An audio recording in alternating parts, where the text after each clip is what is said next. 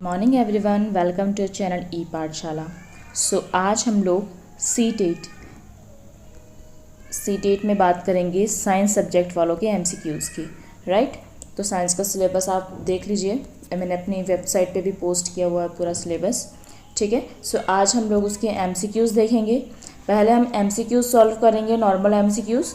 उसके बाद हम लोग पीवाईक्यूज़ देखेंगे, उसके जो प्रीवियस क्वेश्चंस आपके आए हैं। Okay, without wasting time start करते हैं। पहला प्रश्न है, भोजन के स्रोतों में कौन शामिल नहीं है? भैया, पौधों से तो भोजन मिलता है, जानवरों से भी मिलता है, खनिज से भोजन नहीं मिलता है, समुद्र से भी मिलता है, समुद्री भोजन करते हैं ना। ठीक है, तो इसका सही आंसर क्या है? खनिज। फिर नेक्स्ट की बात करें कि भोजन के किस घटक को ऊर्जा का मुख्य स्रोत माना जाता है? ऊर्जा का मुख्य स्रोत माना जाता है। ठीक है, तो आप सोचो कि प्रोटीन से ज़्यादा ऊर्जा मिल रही है, वसा से ज़्यादा ऊर्जा मिल रही है, लेकिन नहीं बेटा, कार्बोहाइड्रेट इसका सही आंसर है।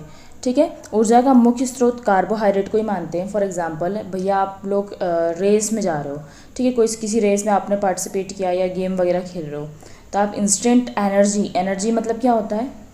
ऊर्जा के लिए क्या खाते हो? ग्लूकोज। और ग्लूकोज क्या है? शर्करा है, और शर्करा क्या है? कार्बोहाइड्रेट है। ठीक है, तो ऊर्जा का मुख्य स्रोत जो है वो क्या है? कार्बोहाइड्रेट है। ठीक है, खाद्य पदार्थों की सफाई के लिए किस विधि का उपयोग किया जाता है? तो इसको ध्यान रखना, जब हम खाद्य पदार्थों की सफाई करते हैं उसके लिए उपयोग करते हैं भैया निस्पंदन विधि का। किसका उपयोग करेंगे हम? निस्पंदन विधि का। ठीक है, फिर दैनिक उपयोग में की सामग्री का उदाहरण क्या है? यह आपके सिलेबस में ऐसे लिखी हुई हैं। ठीक है, तो उस हिसाब से अपन ने एमसीक्यूज़ बनाए हैं। तो दैनिक उपयोग की सामग्री का उदाहरण क्या है? सोना, प्लास्टिक, पेट्रोलियम, कोयला। दैनिक उपयोग का सामग्री चीज की बात करें तो वो है भैया पेट्रोलियम। ठीक है, ये खनिज है, ठीक है, मिनरल वगैरह है, कोयला, पेट्रोलियम, सोना, ये लोग तो। ठीक है, फिर है जीवित दुनिया से संबंधित कौन सा विकल्प सही है? जीवित दुनिया से संबंधित पौधों का जीवन, चट्टानों का निर्माण, धातुओं का परिष्कार, ईंधन। ये तीनों तो क्या है? निर्जीव। तो पौधों का जीवन किससे संबंधित है? जीवित से। ठीक है, विद्युत धारा का प्रमुख स्रोत क्या है? विद्युत धारा का प्रमुख स्रोत बैटरी होना है क्या? चुंबक का होना है क्या? ट्रांसफार्मर का या सर्किट बोर्ड का? तो जब तक आपने बैटरी नहीं लगाई है तो ये सब किसी काम का है क्या? नहीं। तो मेन जो है वो क्या है? बैटरी है। चुंबक किस प्रकार वस्तु को आकर्षित करता है? चुंबक किस प्रकार की वस्तु को आकर्षित करता है? लकड़ी को नहा, प्लास्टिक को नहा, लोहे को हाँ, रबड़ को ना। ठीक है, तो इसमें लोहा आ जाएगा। प्राकृतिक घटनाओं में कौन सी घटना शामिल है? प्राकृतिक घटनाओं में वर्षा, हाँ, प्राकृतिक ही होती है। निर्माण कार्य, प्रकृति निर्माण कार्य कहाँ करती है? वाहन दुर्घटनाएं प्रकृति नहीं करती है, चित्रकारी भी नहीं करती। तो वर्षा जो है वो क्या है? प्राकृतिक घटनाओं की उदाहरण है। प्राकृतिक संसाधनों का उदाहरण क्या है? प्राकृतिक संसाधन, लकड़ी हाँ प्राकृतिक है, प्लास्टिक नो, स्टील नो, कांच नो। विज्ञान का स्वभाव क्या है? विज्ञान क्या होता है? तथ्यमूलक होता है, बिल्कुल। तर्क होते हैं, काल्पनिक बिल्कुल भी नहीं है, दार्शनिक भी नहीं है, आभासी भी नहीं है ना। आभासी मतलब आप कल्पना ही कर रहे हो, आभास कर रहे हो। तथ्य पे, तर्क पे आधारित होता है। ठीक है, विज्ञान का मुख्य उद्देश्य क्या है? धन कमाना। हाँ, मुख्य उद्देश्य तुम खुद सोच के देखो। ठीक है, आपका भले उद्देश्य, मेन उद्देश्य धन कमाना है, पर विज्ञान का मुख्य उद्देश्य, जब भी आपसे इंटरव्यू की बात करें, ठीक है, या फिर आपके व्यवहारिक क्या बोल सकते हैं यार अपन, क्वेश्चंस वगैरह पूछे, तो आपको आदर्श उत्तर ही देना पड़ेगा ना। आपकी उसमें मनोवृत्ति मत ले आना कि मुझे, मेरे हिसाब से ये जो सार्वभौमिक सत्य है ना, उसको अपनाना चाहिए। तो विज्ञान का मुख्य उद्देश्य क्या है? धन कमाना नहीं। समाज का कल्याण थोड़ा सा ही लग रहा है कि हाँ। मनोरंजन, केवल एंटरटेनमेंट नहीं, प्रतियोगिता नहीं। तो मतलब ठीक ठाक जो है वो यही है, समाज का कल्याण करना। ठीक है, नेक्स्ट क्वेश्चन हमारा आता है, विज्ञान की सराहना करने का सही तरीका क्या है? विज्ञान की सराहना करने का सही तरीका क्या है? केवल पढ़ना, हाँ। प्रयोग करना, प्रयोग हो सकता है। याद करना नहीं, सुनना, तो प्रयोग करना। जो भी आपको ठीक ठाक ऑप्शन लगे उसका सही ऑप्शन रहेगा। ठीक है, तो नेक्स्ट क्वेश्चन है, एकीकृत दृष्टिकोण का उद्देश्य क्या है? एकीकृत दृष्टिकोण, ठीक है, विभिन्न विषयों के बीच समन्वय, हाँ ये थोड़ा ठीक लग रहा है। एकल विषय, एकीकृत तो एकल विषय है ही नहीं। केवल सिद्धांतिक ज्ञान, केवल व्यवहारिक ज्ञान बिल्कुल नहीं। एकीकृत मतलब एक से ज़्यादा विषयों का समन्वय करना। ठीक है, फिर नेक्स्ट क्वेश्चन हमारा आ जाए, विज्ञान के अवलोकन का मुख्य उद्देश्य क्या है? हम विज्ञान का अवलोकन क्यों करते हैं? विचारों के गठन के लिए, विचार बनाने के लिए हम उसका ऑब्जर्वेशन करते हैं, थोड़ा बहुत सही लग रहा है। प्रामाणिकता की जांच के लिए अवलोकन करते हैं, हाँ ये भी ठीक लग रहा है। प्रामाणिकता की जांच के लिए, मनोरंजन के लिए तो बिल्कुल नहीं करते। सटीक परिणाम प्राप्त करने के लिए, हाँ हम अवलोकन ही करते हैं ताकि हमको सटीक परिणाम मिल सके। इसका कोई औचित्य है क्या विचार बना के, है ना? प्रामाणिकता और इसमें से अगर हम बात करें तो ये सटीक परिणाम को प्राप्त करके ही ये क्या है, ज़्यादा अच्छा ऑप्शन है। ठीक है, तो कम से कम अपने को 50-50 तक तो पहुंचना है, उसके बाद अपने को जो ज़्यादा बेहतर लग रहा है उसको चूज़ करना है। ठीक है, प्रयोगों के माध्यम से क्या सीखा जाता है? प्रयोग के माध्यम से आप क्या सीखोगे? सिद्धांत को सीख लोगे, निष्कर्ष निकालोगे प्रयोग के माध्यम से, तर्क निकलेगा, या प्रश्न तो बिल्कुल नहीं निकलेगा। तो क्या निकलेगा? निष्कर्ष। क्या निकलेगा? निष्कर्ष निकलेगा प्रयोग के माध्यम से।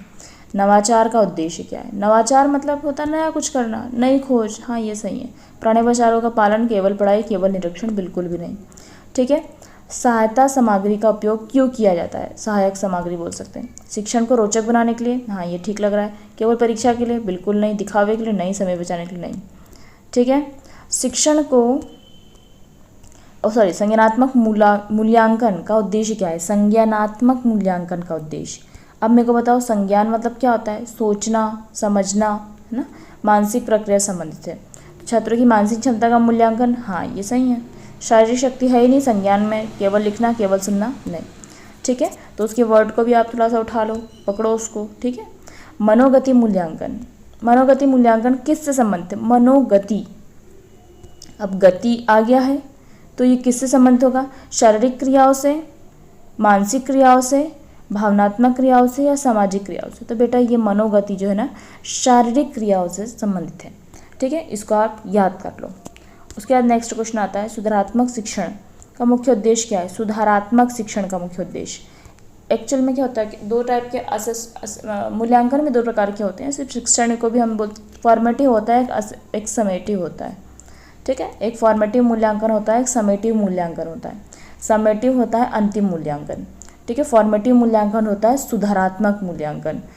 तो सुधारात्मक मूल्यांकन में क्या होता है, जैसे आप कोई मैच वगैरह करते हो, ठीक है, कोई गेम खेल रहे हो, उसमें आपका भैया ये शॉट गलत लग रहा है, या फिर आपकी बॉलिंग गलत जा रही है, या फिर आप ऐसे मतलब गलत कर रहे हो, तो उस बीच में जब आप सुधार करते हो प्रैक्टिस के दौरान, तो वो होता है फॉर्मेटिव।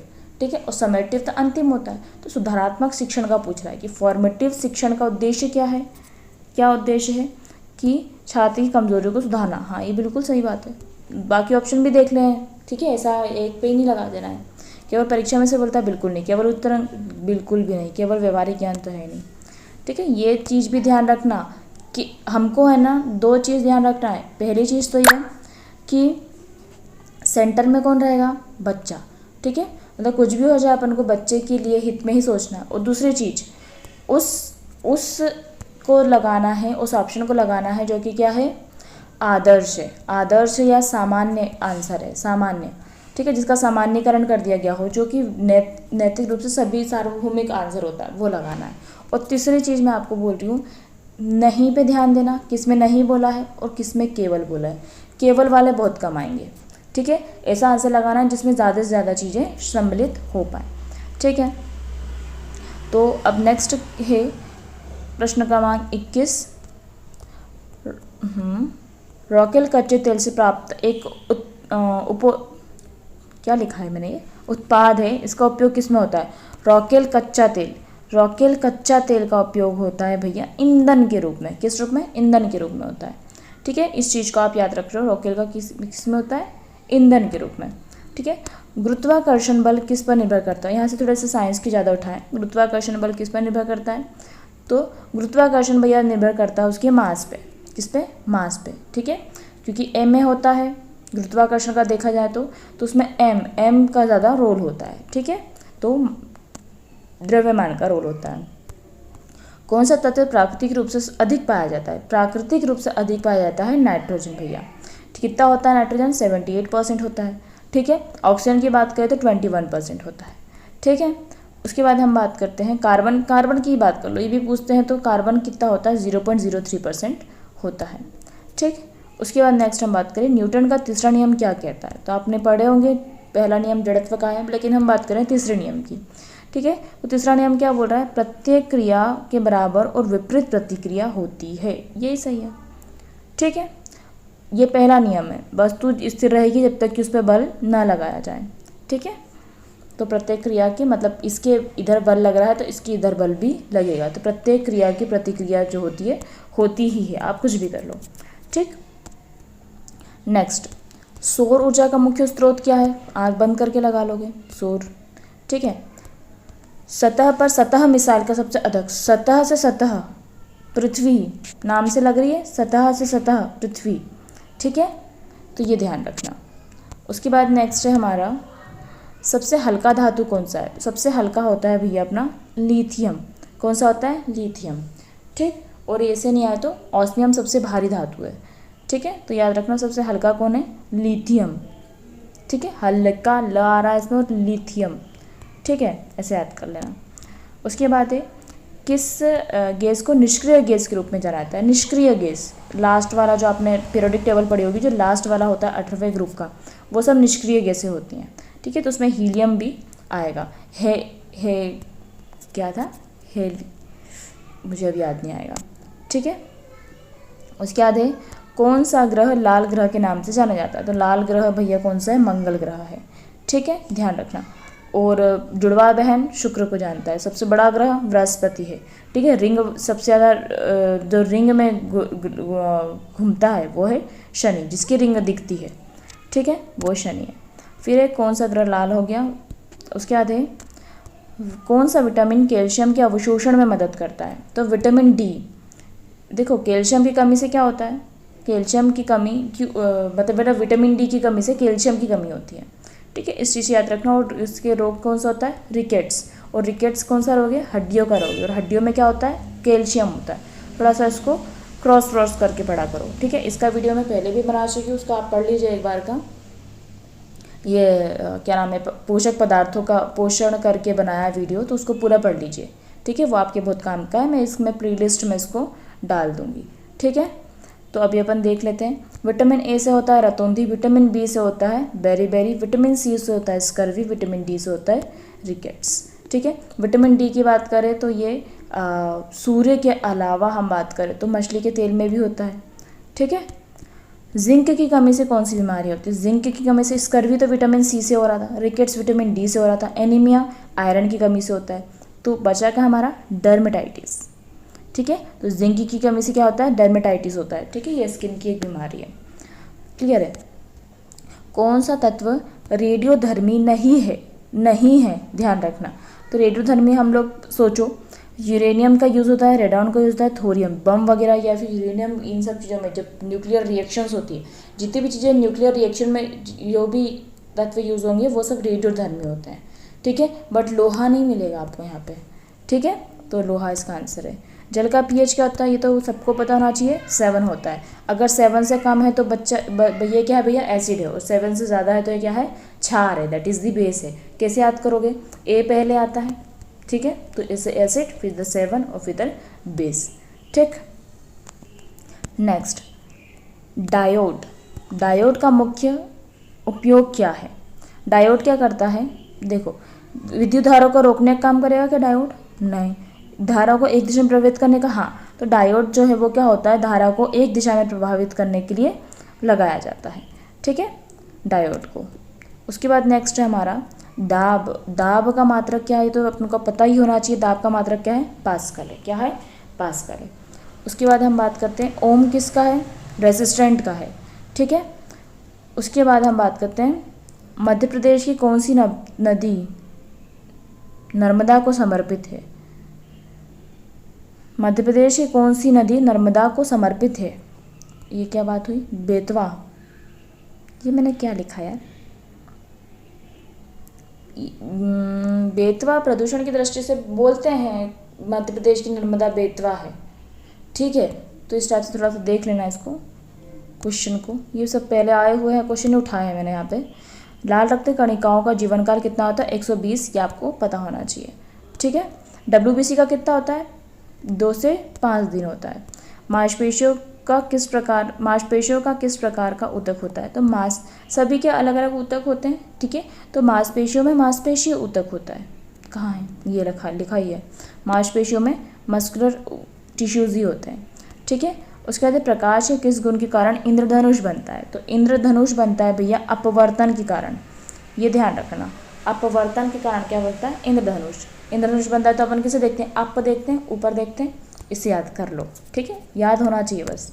सूर्य की सबसे बाहरी परत का नाम क्या है? ये भी आपको पता है। सूर्य की सबसे बाहरी परत होती है भैया कोरोना। क्या होती है? कोरोना, ठीक है। ये कोर होता है, फिर ये क्रोमोस्फियर होता है, और लास्ट का जो दिखता है चमकीला भाग वो होता है कोरोना, ठीक है।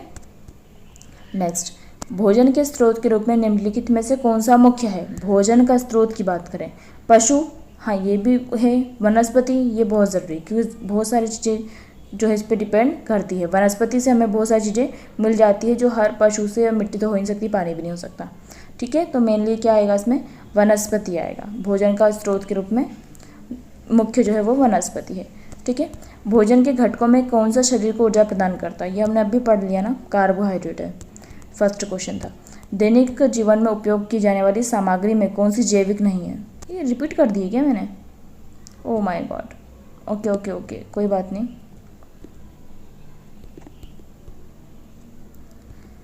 दो ही क्वेश्चन रिपीट करे थे, ये कहाँ करें यार। निम्नलिखित में से किससे विद्युत धारा का प्रवाह होता है? तो ये बैटरी पढ़ लिया था अपन ने, ठीक है। विद्युत चुंबकीय धारा के कारण किसके चारों ओर चुंबकीय क्षेत्र बनता है? तो विद्युत चुंबकीय धारा के कारण किसके चारों ओर चुंबकीय क्षेत्र बनता है? तो बनता है भैया चालक तारक के आसपास बनता है, ठीक है। चुंबक के विपरीत ध्रुवों के बीच क्या होता है? विपरीत ध्रुवों के बीच होता है भैया आकर्षण। दो ध्रुव होते हैं SN, ठीक है। SS के मध्य क्या होगा? विकर्षण होगा।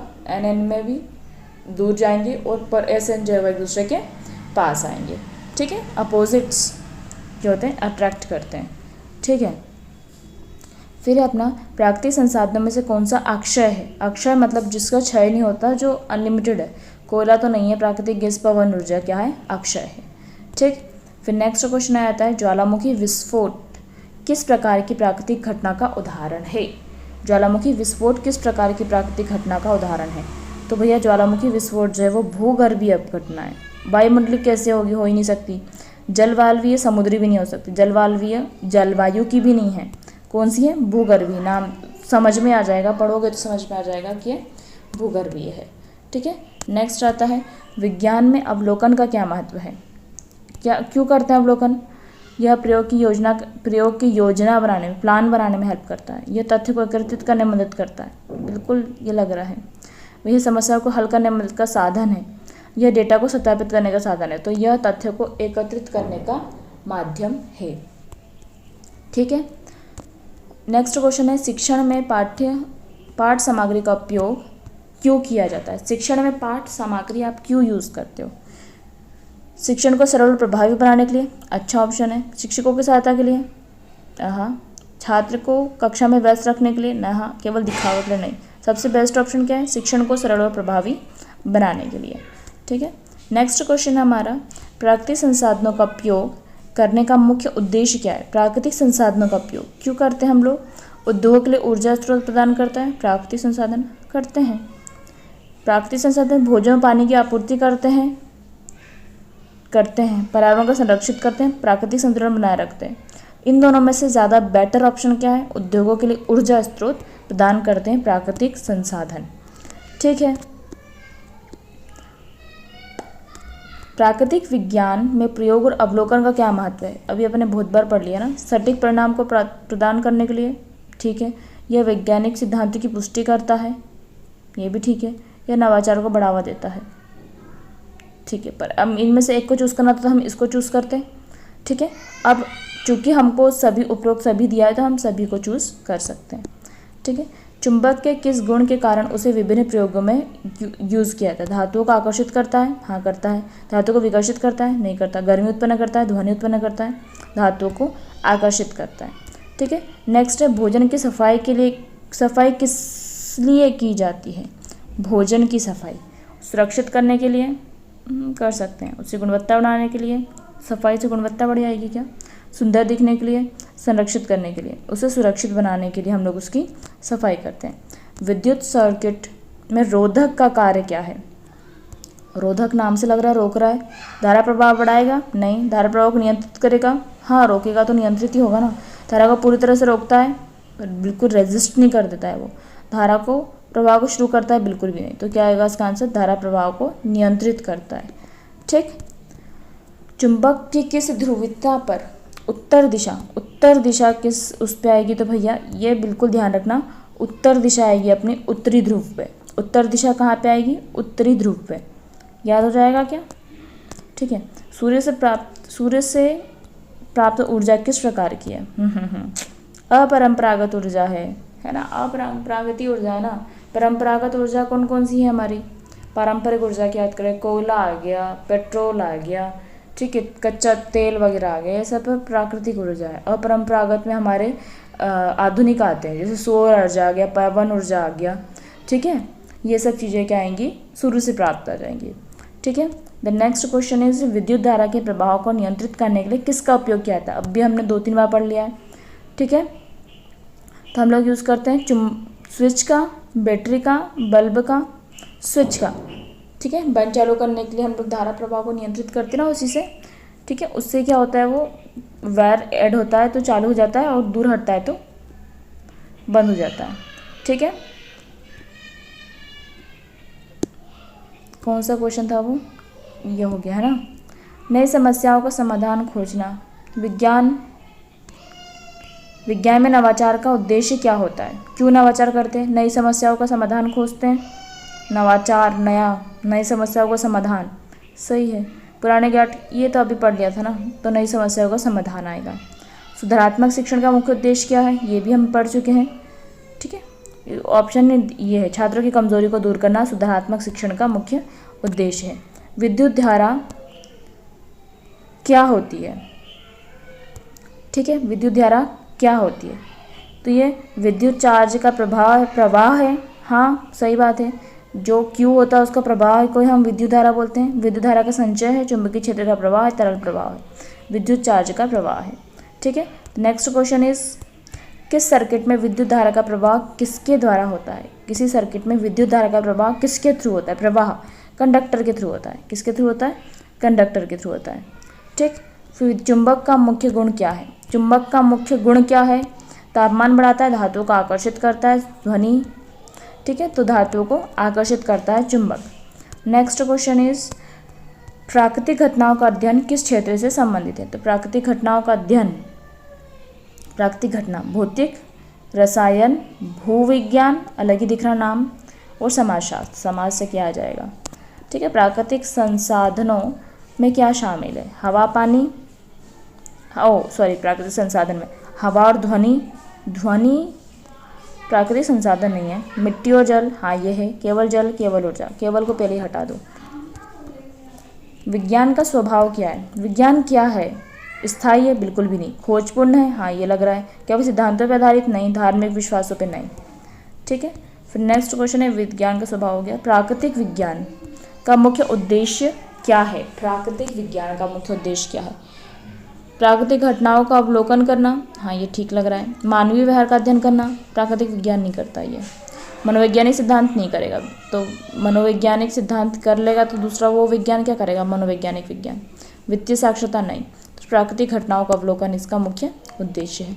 नेक्स्ट है विज्ञान को समझने में कौन सी बात महत्वपूर्ण है? विज्ञान को समझने में केवल को तो पहले ही हटा दो, ठीक है। अवलोकन और प्रयोग करना विज्ञान में होता है। बाहरी दुनिया से दूरी बनाना, ये क्या बात हुई? केवल किताबों का हटा दो केवल को। आंसर क्या है? अवलोकन और प्रयोग करना। नेक्स्ट हम आता है एकीकृत दृष्टिकोण का अर्थ क्या होता है? एकीकृत हम पहले भी पढ़ चुके हैं, विभिन्न विषयों के साथ एक साथ अध्ययन करना, ठीक है। विज्ञान के तरीकों में शामिल है हम अवलोकन प्रयोग करते हैं, सही बात है। केवल को हटा दो, धार्मिक तो हो ही नहीं सकता, तो अवलोकन और प्रयोग इसका आंसर है। नेक्स्ट बात करें नवाचार का क्या महत्व है? नवाचार नया, परंपरागत नहीं, नए विचार आ गया तो यह आ जाएगा नवाचार। पर दूसरे भी पढ़ना, केवल को हटा दो, पुराने ज्ञान को हटा दो, ठीक है। नेक्स्ट आता है पाठ्य सामग्री का उद्देश्य क्या है? अभी पढ़ लिया था ना पन्ने, तो छात्रों को ज्ञान देना, पाठ्य सामग्री का सुनना, रटना, डांटना। ठीक है। मूल्यांकन का संज्ञानात्मक दृष्टिकोण, संज्ञान हमने पहले भी पढ़ा था, सोचने की बात करता है। व्यवहार का नहीं है, सोचने की प्रक्रिया आ गया तो यहाँ पे सोचना आ जाए, केवल शारीरिक नहीं है, बाहरी नहीं है। ठीक है। नेक्स्ट, मनोगति में क्या शामिल है, इसकी पहले भी हमने पढ़ लिया था। ठीक है। मनोगति में क्या है, हमारी सोचने की क्षमता आ जाएगी। क्या आ जाएगी, सोचने की क्षमता आ जाएगी। ठीक है। तो नेक्स्ट क्वेश्चन है, समस्याओं को सुलझाने की प्रक्रिया में कौन सी महत्वपूर्ण है। समस्याओं को सुलझाना, कैसे सुलझाओगे आप, अनुभव पर निर्भर रहोगे तो आप सुलझाओगे नहीं, भी आ सकती है। निष्कर्ष पर पहुंचने से पहले सभी विकल्पों पर विचार करोगे, ये अच्छी बात है। केवल एक विकल्प का चयन, दूसरों की राय पर निर्भर, इनमें सबसे बेटर कौन सा है, सेकंड ऑप्शन है। ठीक है। नेक्स्ट क्वेश्चन है, सुधारात्मक शिक्षण का उद्देश्य क्या है। ये वही आ गया, छात्रों की कठिनाई को समझना और उन्हें सुधारना। विद्युत धारा एकक क्या है। विद्युत धारा एकक होता है भैया एम्पियर, एकक मतलब होता है यूनिट है। विद्युत धारा का यूनिट क्या है, एम्पियर है। ठीक है। जब एक चुंबक को गर्म करते हैं तो उसका गुण क्या होता है, गर्म करने पे भैया जी गुण घटता है। ठीक है। रासायनिक परिवर्तन और भौतिक परिवर्तन में क्या अंतर है, तो रासायनिक दोनों समान बिल्कुल भी नहीं है। रासायनिक परिवर्तन में नई वस्तु बनती है, रासायनिक परिवर्तन में बनती है नई वस्तु, भौतिक में नहीं बनती है। रासायनिक परिवर्तन केवल तापमान में बदलाव लाता है, केवल को तो पहले ही हटा दो। तो इनमें सबसे सही है क्या है, रासायनिक परिवर्तन से नई वस्तु बनती है। ठीक है। विज्ञान की भाषा का अर्थ क्या है, गणितीय समीकरण, विज्ञान की भाषा, गणितीय समीकरण, केवल को हटा दो, केवल को हटा दो, सभी भाषाएं, क्या है ये सभी भाषाएं क्या है, इनमें सबसे बेस्ट ऑप्शन क्या है, गणितीय समीकरण। नहीं भी पता हो तो उसको छाट के तो लिख सकते हैं। ठीक है। कोई वस्तु तभी चुंबकीय होती है जब, चुंबकीय होगी कब होगी, जब उसमें चुंबकीय गुण होगा, उसमें विद्यमान चार्ज होगा, उसमें अणु ठीक व्यवस्थित होंगे, उसमें पानी होगा, उसमें तापमान अधिक होगा, उसमें विद्यमान चार्ज होगा, उसमें अणु ठीक से व्यवस्थित होंगे तो वो क्या होगी, चुंबकीय होगी। ठीक है। विद्युत सर्किट का मुख्य घटक क्या है, विद्युत सर्किट का मुख्य घटक क्या है। ठीक है। क्या है इधर, सौर पैनल, विद्युत सर्किट, सौर पैनल में विद्युत सर्किट है, बैटरी में, स्विच में, सभी उत्तर सही है, ये सभी सर्किट है। ठीक है। तो इसका उत्तर क्या आएगा, सभी सही है। फिर है, जल का उपयोग मुख्य रूप से किसके लिए किया जाता है। जल का उपयोग विद्युत उत्पादन में करते हैं, खेती में करते हैं, पीने के लिए करते हैं, तो सभी सही है। ठीक है। नेक्स्ट क्वेश्चन हमारा आता है,